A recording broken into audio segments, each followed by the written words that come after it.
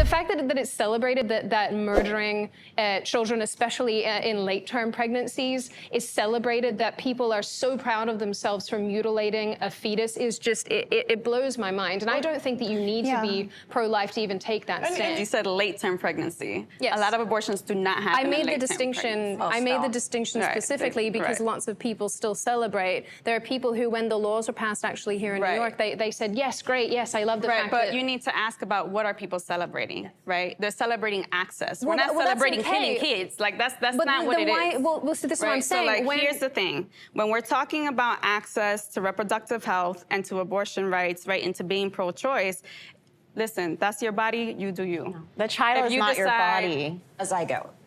A baby. It's so scary for me to hear people calling like guns the biggest equalizer for women, but taking their choices away from them at a policy level. Why is that? Having a gun is an equalizer. It is. Having rights is an equalizer. Yeah, that's Having choice is an equalizer. Just like a gun right. And in this country, 41 forms the of birth policies that are pushed 41. to continue perpetuating patriarchy and anti-women, like taking the autonomy away from women, it is heartbreaking to see women pushing that propaganda. It's all brainwash. Like you. Oh, it's brainwash because you don't agree with me. No, so because I've been brainwashed. brainwashed. I have lived deeply institutionalized. Man, I have lived under Islam. I'm not interested in any of that. Like, there's no like You're not interested in human. No, I'm not interested in like living, thinking that like women are doing this really bad thing. Like in my religion, abortion is actually allowed. If the woman needs it, she's allowed, because you know it's very interesting how like fundamental America is. Like fundamentalist. This is nothing to do with like even religion. This is very conservative basic thinking. Scientific human rights. We're also talking about people not having access to abortion clinics where they're doing the things themselves and they die, right? We're also talking about women in the hospital who are pregnant, who have chosen to stay with their pregnancy and have issues at hospitals, and hospitals that are like, oh, no, we don't do that. Listen, for whatever reason, you don't need to explain it to anybody, but a lot of times when we're talking about access to reproductive health, for me, I'm thinking about Black, Indigenous, people of color, particularly women and girls who are working class, who do not have even access to like proper sexual education.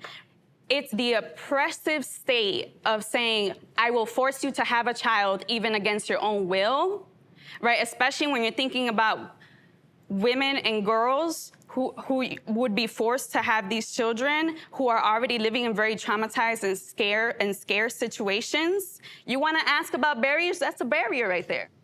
Women in poverty aren't able to access the way that rich women are, and no matter what happens, rich women are gonna keep getting abortions, and people in poverty are gonna not.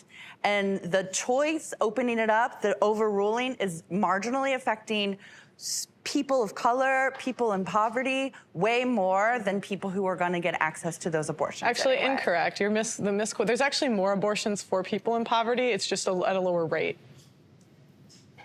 Why do you think that abortion has been so tied up in this feminism conversation? It's all just social structure set up around bodies. So if not all women are able to have babies, but it's about the barriers and value that we give to these specific bodies, right? And so if abortion happens in a woman's body, that's why this conversation is coming up. Can I ask you a question? Sure. You said that not all women are able to have babies or pregnancies. Are you saying, meaning like an infertility issue? A number of reasons. There's all kinds of reasons that not all women are having babies. Pearl, I saw your hand up. Yeah. I think women want to sleep around and not have any consequence for it. Hell yeah, we do. Yeah! Yeah, instead of, you know, taking personal accountability and being on birth control, they just want to like do whatever they want. You say this like it's a bad thing. Yeah. It almost sounds like you said... Can I also ask, do you have any care to empower women, or is disempowering women part of your, like, steez?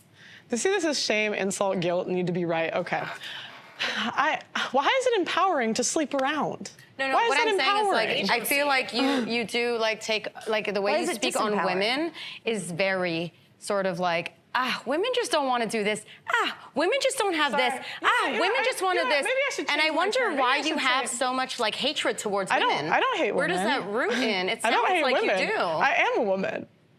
I That doesn't mean you don't have I could be self-hate. black and still be internalized racism. Exactly. Yeah, I'm saying her. specific things that you're saying, like women don't want to work, women don't want to this, women want to sleep around. Where did you learn these belief systems from? Because, okay, the question was, why does abortion keep getting brought up? 40% of women that have had abortions have had 2 or more. 40%. Good for so, them. So what does that say to me? That means you're using it as a form of birth control, and they don't track the 60%. What to kind see, of abortions? Can you let me finish? They don't track the 60% to say who in the future has abortion. So to me, it's like, why are they dying so hard for abortion? They want to sleep around with no consequences, even though you have 41 forms of birth control.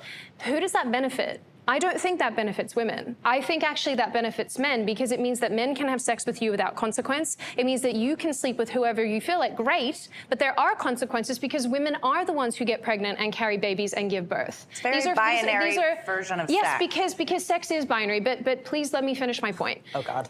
It's tricking women into thinking that aborting a pregnancy, terminating a pregnancy is something to be celebrated, when in reality, for a lot of women, especially those who are doing it under duress, say that they've been raped, or that, you know, in the small circumstances where something really traumatic has happened to them, that's a medical decision. Or say that they're miscarrying and then they have to, you know, have an assisted termination. That's a medical procedure. It's not a celebration of, oh, look at the.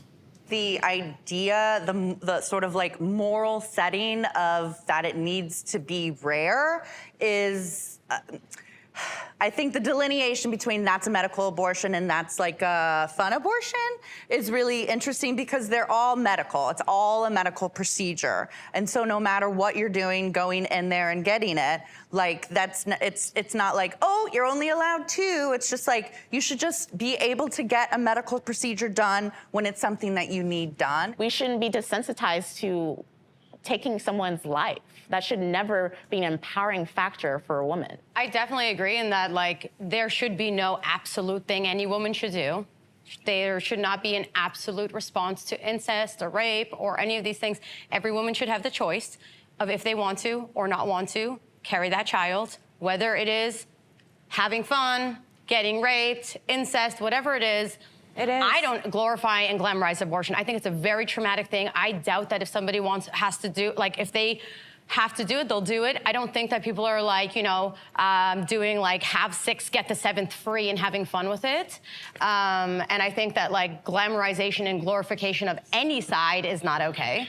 Did the Dobbs decision make anybody here sort of rethink abortion access, reproductive health care? It's anti-woman, right? It's it does not center people to have that voice for themselves and their own decisions, right? It is a barrier, right?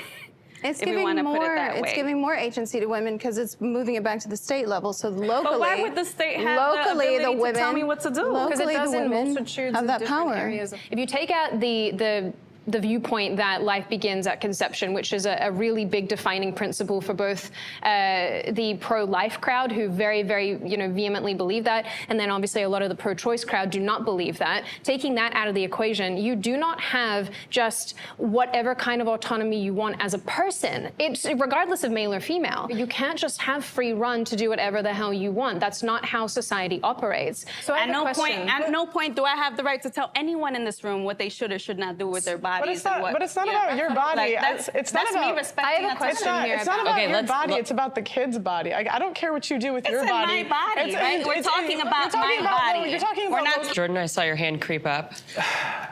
The Dobbs decision for me reinforced how important it is that we approach these issues from a cultural perspective, because it reinforces something that I have told many of my colleagues and peers in the past, which is that so long as you lack a cultural consensus, any issue can become a political football that can be decided by another election cycle. And so long as there is no strong consensus, I would expect this to be our reality going forward, these extremely vitriolic and aggressive conversations until there's another miraculous consensus that brought about Roe v. Wade. But what it more or less reinforced for me is that we're going to have more of these difficult conversations. I want